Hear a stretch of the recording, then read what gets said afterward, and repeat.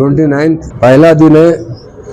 साहब जो मरंदर बैठे उस वक्त एक ही बात कहते, तेलंगाना आया तो ऐलान हुआ तो भारत तोड़ूंगा, नहीं तो मैं जान भी दे दूंगा।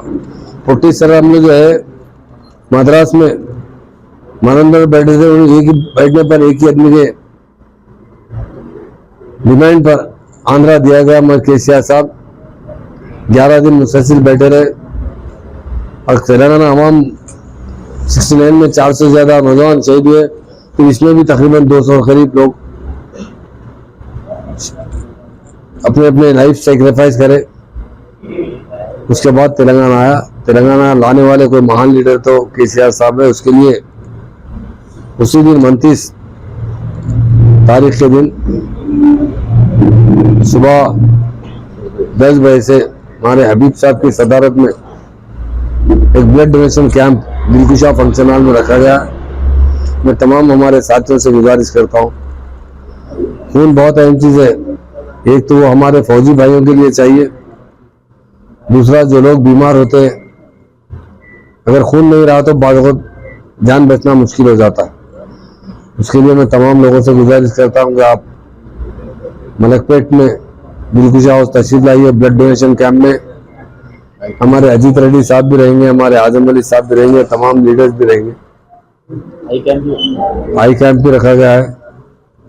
2 प्रोग्राम एक साथ मुकम्मल, उसके साथ लोगों को इस्तेफादा करने का मौका दीजिए आई कैंप से, और ब्लड डोनेशन कैंप में आप लोग भी टाउन करते हुए उसे सक्सेसफुल कीजिए, ताकि खून हमारे फौजी भाइयों को या हमारे लोग बीमार लोगों के काम आ सके। और जो लोग इस प्रोग्राम में शिरकत करेंगे उसका हम शुक्रिया अदा करें। जय केसीआर। जैसे कि तेलंगाना की आवाम जानती है, दीक्षा दिवस एक हमारे लिए त्योहार जैसा है, क्योंकि इसमें कई कुर्बानियां हैं और कई खुशियां भी है। जहां केसीआर साहब ने 11 दिन भूख हड़ताल बैठकर अपनी जान की बाजी लगाते हुए, अपनी जान की परवाह ना करते हुए तेलंगाना हासिल करने की कसम खाई थी, वही केसीआर साहब की मेहनतों से 11 दिन के बाद हुकूमत हिंदुस्तान को झुकना पड़ा और कांग्रेस की गवर्नमेंट को इस बात का ऐलान करना पड़ा कि 11 दिसंबर के दिन हम जो है ना तेलंगाना का प्रोसेस स्टार्ट करेंगे। 11 दिन के बाद 9 दिसंबर के दिन चिदम्बरम साहब के इस ऐलान से तेलंगाना के लोगों में खुशी का माहौल भी हो गया। आज 15वें साल के मौके पर हम केसीआर साहब का दिल से शुक्रगुजार हैं, क्योंकि उनकी उन कुर्बानियों में आज हमें हमारा तेलंगाना हासिल हुआ।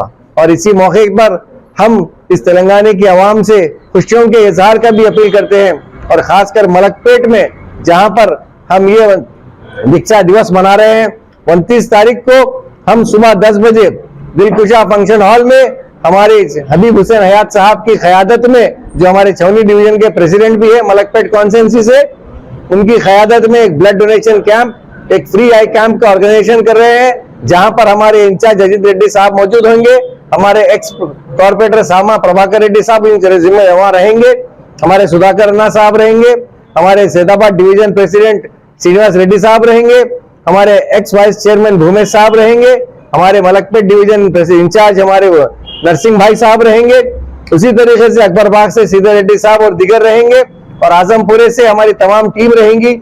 मैं मेरे तमाम तेलंगाना के भाइयों से जिस तरीके से तेलंगाना में इस मौके पर खुशियां की अपील करता हूं, उसी तरीके से हमारे मलकपेट के नौजवानों से अपील करता हूं कि आप इस ब्लड डोनेशन कैंप में आगे बढ़े, क्योंकि ये एक एक खून का खतरा ये जाया नहीं जाएगा। जिस तरह केसीआर साहब की कुर्बानियों से आज तेलंगाना हासिल हुआ, आपके इस एक खून के खतरे से किसी की एक जान जरूर बचेगी।